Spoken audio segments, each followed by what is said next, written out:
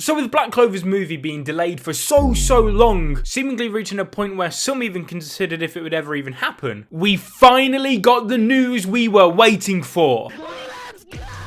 This is huge, of course, for Black Clover as a series, but more importantly, Black Clover as an anime. Ever since it ended in March 2021, whoa, wait a second.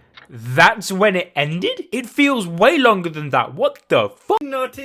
Anyway, since then, we've been waiting and waiting. But we now know the title of the brand new Black Clover movie, what it's going to be about, and most importantly, when it's going to release, which is massive. So today, I'm going to tell you everything you need to know going into this movie, going off what we know so far. We know that the film is going to take place post-time skip.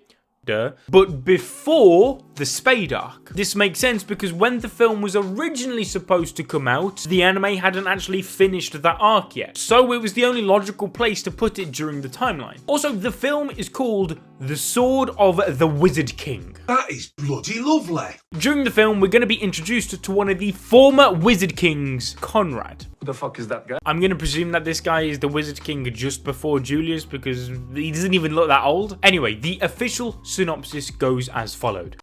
The movie depicts the Wizard King's story not revealed in the original work. The former Wizard King Conrad suddenly appears before Astor and Co. What's his aim with the Imperial Sword?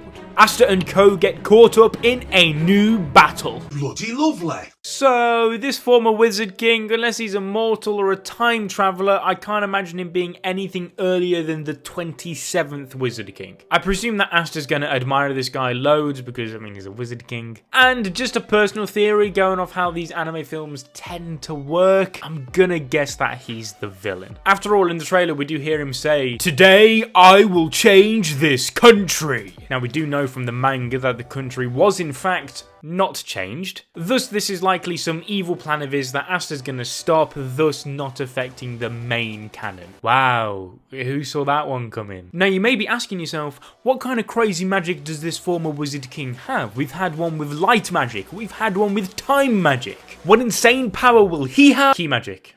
He's a human keyring.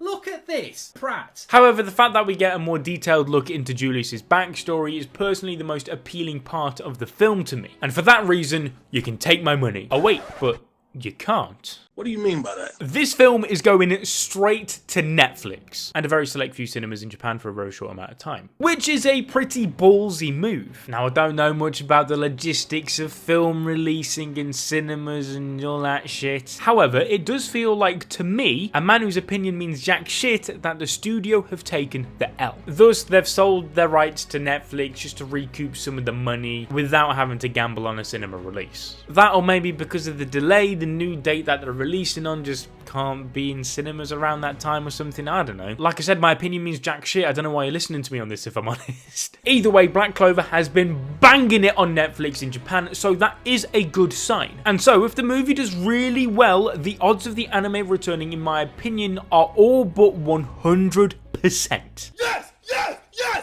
But we're not going to see that for quite some time. No!